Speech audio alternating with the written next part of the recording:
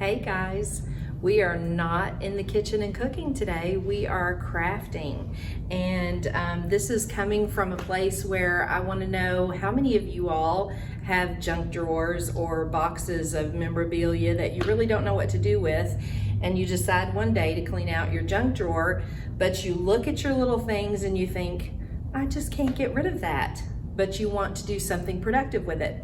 We're going to give you a couple of options, and pegboards, magnet boards with little cute things on them are popular and trendy right now, and they keep you organized with your to-do list or things you need to remember for the week. And we're going to give you a cute way to make little magnets where you end up with something like this that looks cute on your wall but also takes care of some organization.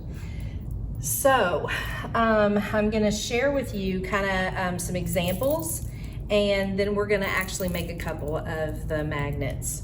So our young adult librarian, Ashley Hughes, shared with us today her collection of mini brands, where she's taken her things that she likes and she's attached the magnets, and she actually has them on her filing cabinet beside her desk, and it's always something cute that the kiddos, when they come in, they like to look at. And we've even added one here on top of the Bitmoji so that it looks like I'm holding a craft dressing bottle.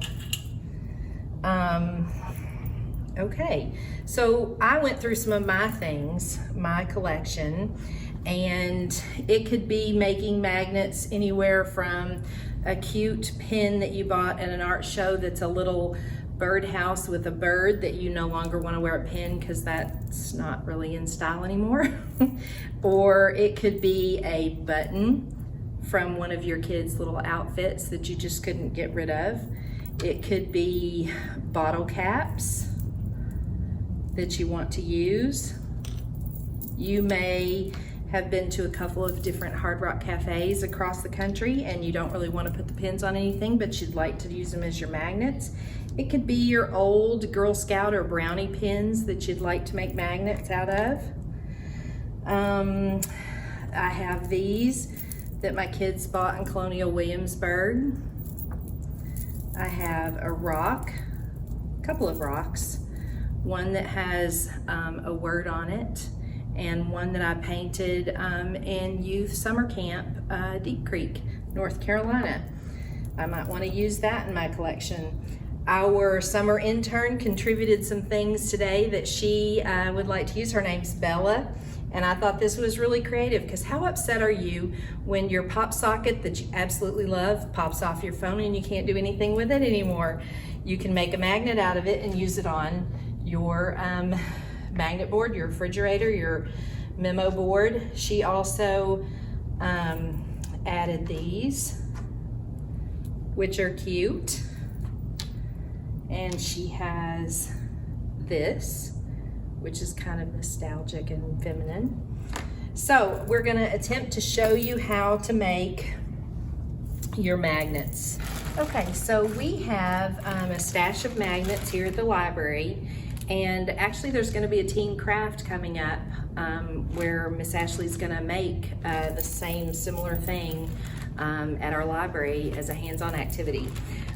So these magnets actually have the paper on the back and adhesive, but we found that it doesn't stick very well.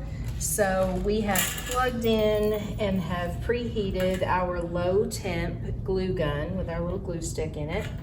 And I'm gonna take this first item from our summer intern, Bella, her collection that she wants to make into magnets. And she's taking hers when she leaves for college, and she wants to use it in her college dorm room. So we are just gonna put a little bit of glue from the glue gun on the back, and try not to burn your fingers, which I just did. We are going to, it says low temp, but you need to watch the heat there. So we're just gonna put it on the back of his head. Hold it there for a few minutes, and then voila, we have a nice little magnet. Isn't that cute? Okay, so we also have some items, like I had brought my old Girl Scout brownie pins, and of course, why would I wear them as a pin now? You really don't know what to do with them, but I couldn't get rid of them. So we're gonna use a very, very tiny magnet, and these are pretty strong little magnets. And so we're gonna I'm gonna lay it down on the parchment paper, and I'm going to put the glue right there on it because I don't want to burn my finger.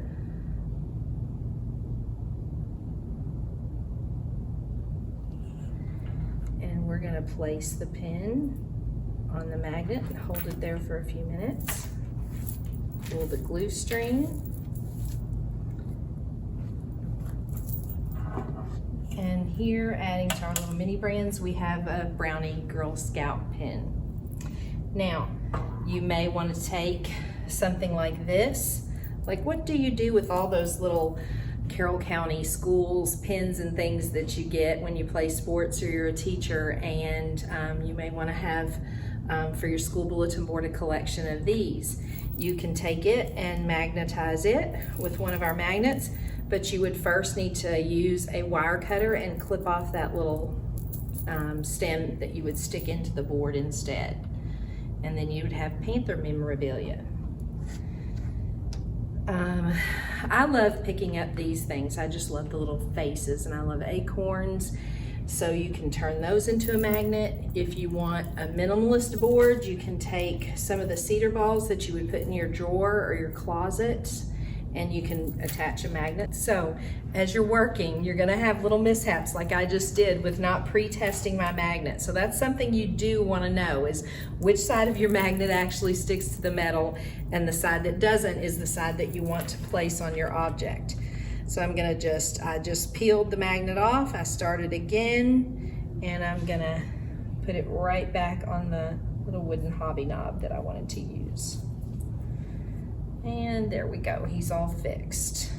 And I think we've given you some great ideas today to make some nice memo boards that might be a little sentimental or might be just a little bit of a collection topic. So thanks for joining us, and have fun making magnet crafts of your own.